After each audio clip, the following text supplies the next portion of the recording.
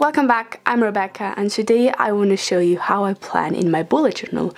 A few of you asked me how I bullet journal or have started one themselves and weren't quite sure what to do, so I figured I might as well show mine. I love seeing other people's bujos. I get so many ideas and inspirations, and just it's amazing what you can create with just this system. If you don't know what the bullet journal system is, then I'm going to leave the link to the original video and creator down below so you can check out what I'm talking about. But the system is pretty simple. It has helped me so much to be organized, like I could not imagine otherwise. And I started bullet journaling in 2016. I have a 2016 Bujo video where I talk about why exactly I love it and just how I use it. So if you're interested in that, you can check it out. So today I'm going to do my July spread. It's already July, but I'm late as always, so better late than never. So hope you enjoy. So first up, I want to say something about this Bujo that I'm using. I'm using the Leuchtturm. Yes, that's how you pronounce it. A lot of people use this brand and it's super good, but it's not Leuchtturm or whatever you want to say it. Like it confused me because people were talking about it like, what is this? It's German, so it's Leuchtturm. Now you know, I don't judge you for it, but yeah, it means lighthouse, by the way, if you didn't know that. And I love this brand because they have really pretty colors, bright and blue. They have a bit of a wider size, I think, and they're dotted, so it looks like I have a blank page. It's not, it's dotted. It looks so pretty and clear and just simple. Love it. It's also numbered, which is super practical. You could of course just use a regular notebook and number yourself and do all these things, but I think for the system this is just a really nice book, so I really love it. Hope you like how this came out. So I'm gonna talk to you about later. First I want to focus on the page before. I mostly do like a review of the last month just so I can figure out, okay, what do I want to keep, what do I want to change, because I change my Bujo so frequently. Like I have some basic spreads that I always use, but you know, not even always.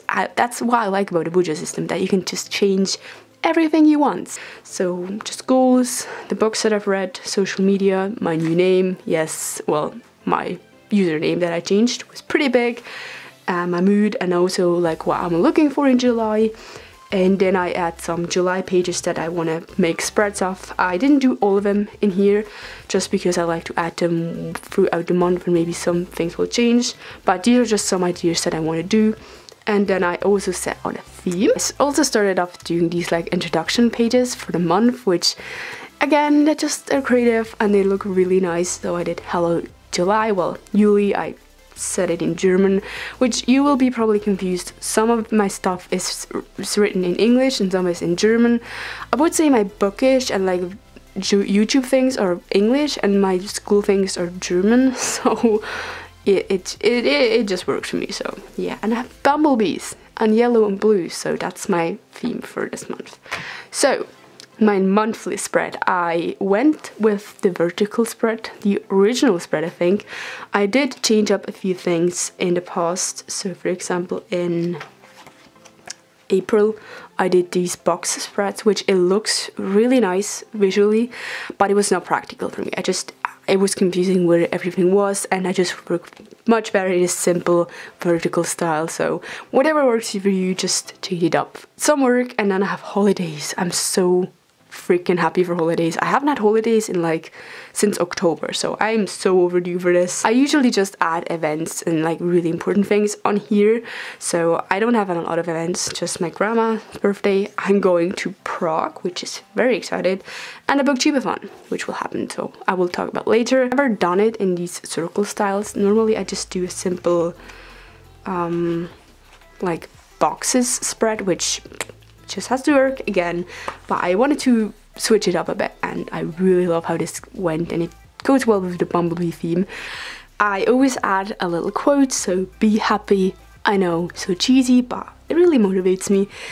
And I add my to-dos, my to-get, TBR, my books. I have to say my TBR will probably change up because I have some new releases coming my way, and the booktubeathon, and booktubeathon is just will be epic and like all over the place, but they will announce their challenges shortly before, so I can't really plan it, but I will probably do a spread just on the booktubeathon once it will arrive. Next I have my habits, mood and task tracker. I rarely do this, not too often, but I figured, you know what, I want to use my Bujo more, and I think if you find a way to open your Bujo every day and you can look at it, then you will have the most use out of it. That was like the thing that why I never got into agendas, because I just didn't simply see a reason for it. And I always have this little color coding system where I can see how well I did the task or how I felt about it. So green is amazing, yellow is okay, orange is minimal, and red is just nope, in case I just didn't do it or really felt bad about it or something. So yeah, this gives me kind of an overview of how I'm doing this month. Next, I have my social media tracker, and it has helped me so much. It sounds so simple. I'm all over the place. I'm not really sure, okay, when do I upload and what do I still need to do? So this gives me just a great overview. If you could use anything. I have done this system with schoolwork for exams, if you need to have like some kind of list of things you need to do on a regular basis, then I think something like this can really help you. Next, I have more that I'm doing in July. I'm doing the Disney challenge. This is a drawing challenge. I'm gonna leave the links to the free creators down below that they are hosting this. They have 14 amazing prompts all about Disney, meaning to draw more and just to draw more regularly and in a routine. So this gives me just kind of an idea of what I could draw. So I'm probably not gonna do all 14 prompts, but it will be fun, and I'll update you on my Instagram stories I have done before, and you guys seem to really like them, so yeah, that's cool. Finally, I want to show you how I typically do a weekly spread.